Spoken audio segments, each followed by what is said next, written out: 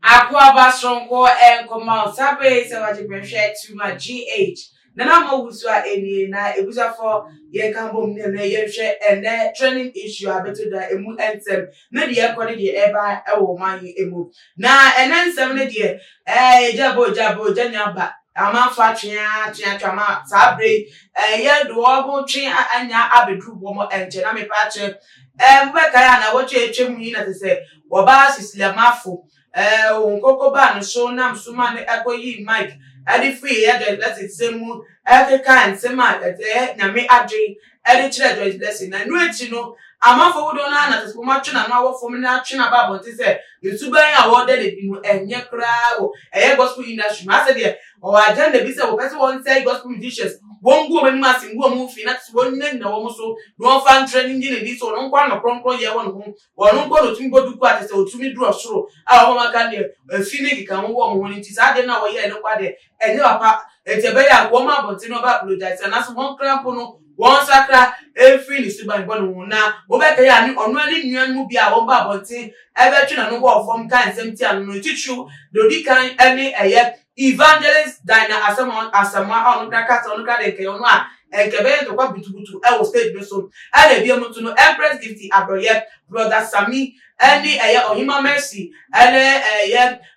Celestine don kwa ne Marfo awodo wo eka no ba bonti abekasa edi etia eye When Marfo, 3 full stage, you know, Mike, the free judge, that's the same as a kind of same. I say any private issues, find a private life for one. I will be dreaming, Eddie Goon in Massimo. Never a funny near Muno, one more chance, said, on Wabu, a yes, or Bass, the Marfo, Baby, in one or said, need I walk and on the year, you know, and now said, the swap passes and I'm 40 that's all, but so fun trendy, no finding dinner amount for a woman, and nothing and I'm so Emily Bab on Tibet animal. Now, come up for a bab on 10, Wabetchim, no chim, where I said, what kind of amount for my movie, some more king, or the sample for and but it was a form. Yeah, but here, a yes, the Marfo, Ninchim out the ever to Dana, to say, they were to be an so many account at the Aston. Yankopon so hwa enye onipa na asomahwe eye Yankopon na asomahwe enti oso mehwe enso nkonimdie e wo ho ma yenda bia na meka say onipa na bamu buo ntem ne nipa wawu wo ye deaf na wabamu adwuma nyamedi ye eye beka ho asem se ne no wo hye me nkran wo Matthew 5 wo ense wo se saa ne de ye tete adifo no enti me nua no magidifo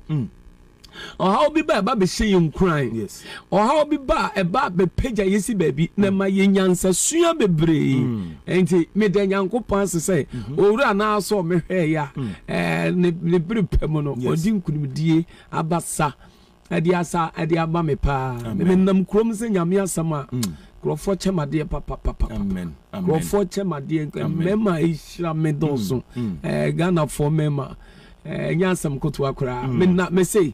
enya agrokura problem ba ye ya chese omuhu me say me preach ya chese me hu eye omu nwanwa enti ama me na mo asika de ebi mu te check ebi mu $2 ebi mu to pounds in the kaka serious yes me kan say see the magazine for nyame sha o pa enti mitie ni ya say wasem na akwa say Yesu de na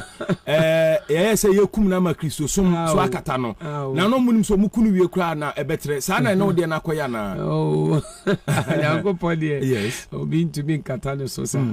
enti mimi nchirechire mu nkwa chire atwam ti nyame de ne ma foforo ne ne ma papa ena asa de ahyehye me unza banyame asam na ye mo na nkrofo kora ni mi say me true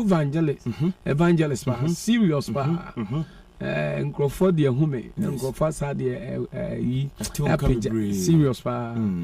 ana obi ka se bi asisina ma for me ni wo eguso na to da me kan pepe sa so no makotie e wo no aka so ni mo say oh asemwe ba ye na kopa ya do me bi osro de ama no kama me say o kire a wo say asemwe ba ye ama fo bi wo kra no munim no sa do ma be hu na ma say e yo mo wa kra po say na dwumedie boda so kure ma wo ye na dwuma te say o ye kra bro so say na first no kra wo ye no ama fo ni ade no pa ma te say sika de efi benkun efi nifa efi bebia bi ba ne chat say no ntino wo na so e de bade ase e de mana brabo no wo ka ko si sister na na mi ade ni ye adwuma e ma te se e do ka be ye brabo no o sa ka for bo wan se mama te se o tumi se wo ba no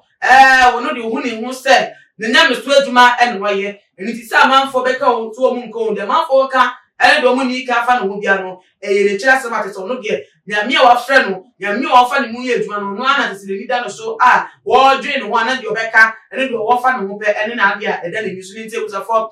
sister Marfo adu ye ya wo de abetu da no ma de twe e fa ho ene sen mu ni se pa ni kwa mu a na baka pa na se mu nte ma me no wa se asem no wa pede bufo ni mu ana se de na nkofo keka se wo be ye no abi ana de wa ye te no nam so amaneka bali nye mu no si e be hwe ni mu a ye ni ya ye do be say ho se wo de ko eye trust him ni say e gift for the that say trust him any eye asema wo mo ede ebo mo ba na so mo de enanta na so mo di to ma na mo e wo madwuma die mu niti say sa nya de e ko ne dia na de oba Marfo ye no ye bi say wo say wo trust him na say ne kwan mu a trust him kana say na nyame asem si fatia no sa bebe na odi so di za dwuma na na ana nyame asem no ye obre any particular place e di dwuma bi ana e de biem so no eye mu aye se na kwan na so di mu aye ne e ba ye no eye ni kwan mu anu no se wo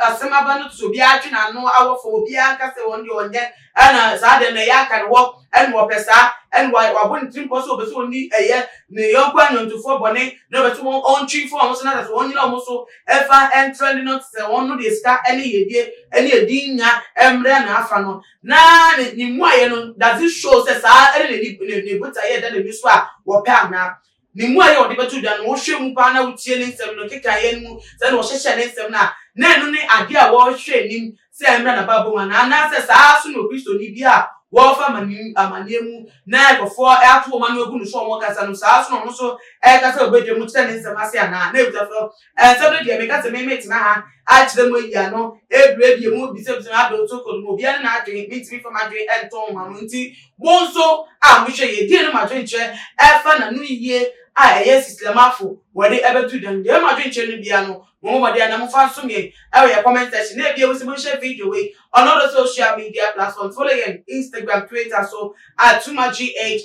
Facebook @tumagh na ma ogusua ene bi nyame adoma e be de ehia bi makramu